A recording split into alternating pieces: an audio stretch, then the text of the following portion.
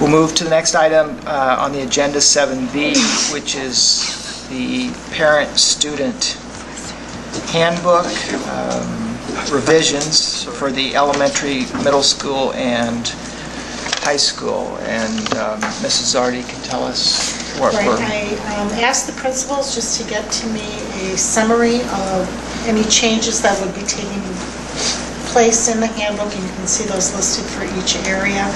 Due to Act 172, a new state law on concussions, we are required to place information in every student handbook for parents and students to be aware that if they are suspected or diagnosed with having a concussion, or a parent reports that a child has a concussion, a medical healthcare provider has to provide clearance for full participation. That is now law. So that will be added even to our elementary handbooks. And then you can see the topics that were provided by the middle school, high school, and elementary administration in regards to changes. For the most part this year, most of it is cosmetic, updating calendar, dates, staff members. But the middle school and high school do have some additional information that they're putting in here, and both Mr. Janine and Mr. Hay are available to answer any questions you might have on any of those specific additions.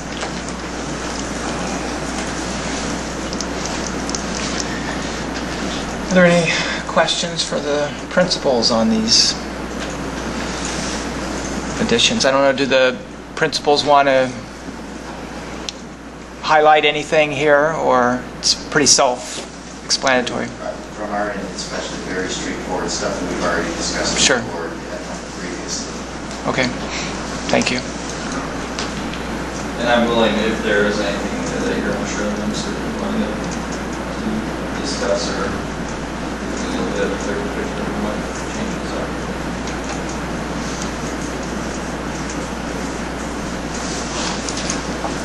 I just have a question on the middle school. All those policies that you're listing there, those are things that we've already adopted as policy. Is that correct? Or I don't know if I recognize them. They are some policies that we've created. So are you talking about the assessment retake policy? Mm-hmm. Okay.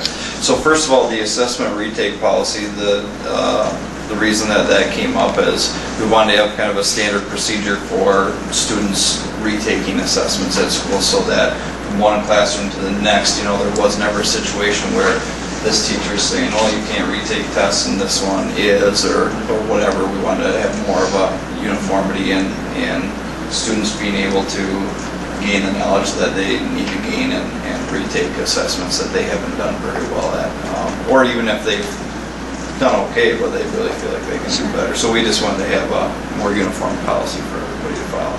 When you say assessments, just the normal day-to-day tests or the standardized tests? No, not standardized tests. No, we're talking about, I'm an English teacher and I give a test on pronouns and nouns, and the student doesn't do very well. We don't just move on and just continue through the school year. We try to make sure that the student learns those things and they have the opportunity to improve their grade by retaking that assessment. And one of the things that's in that policy is that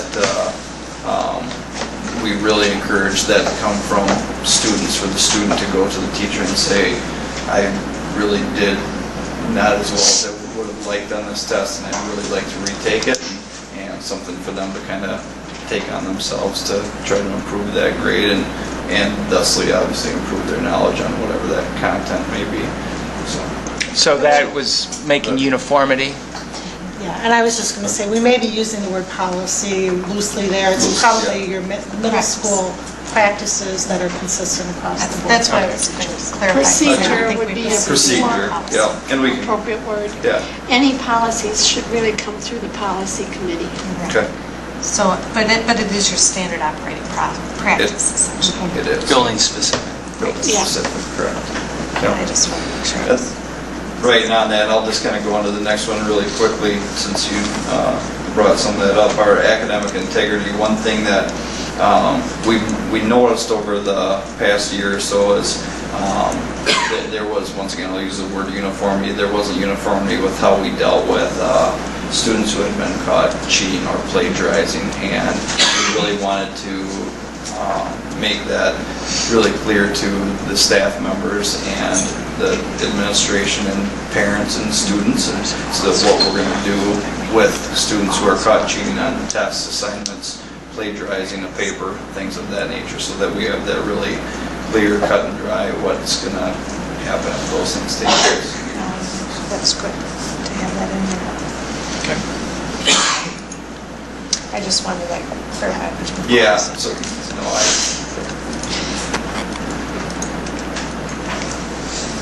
They're not usurping your authority.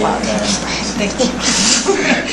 We don't need any more building agenda items practices, on yeah, our- we'll call them building practices. That's right. And that's something that they've, I think needs to be done at a building-specific level, because you really have to have everyone on board and doing the same thing within each building so that you're sure that you're consistent. And developmentally, there may be appropriate practices at the middle school that are different than at the high school or elementary, so taking that into account.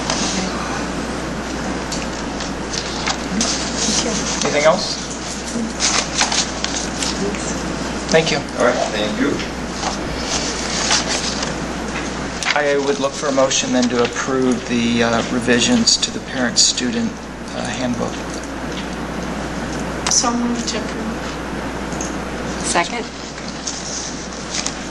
A motion and a second to approve the parent-student handbook revisions outlined in the embedded document. All those in favor signify by saying aye. Aye. Opposed? So those revisions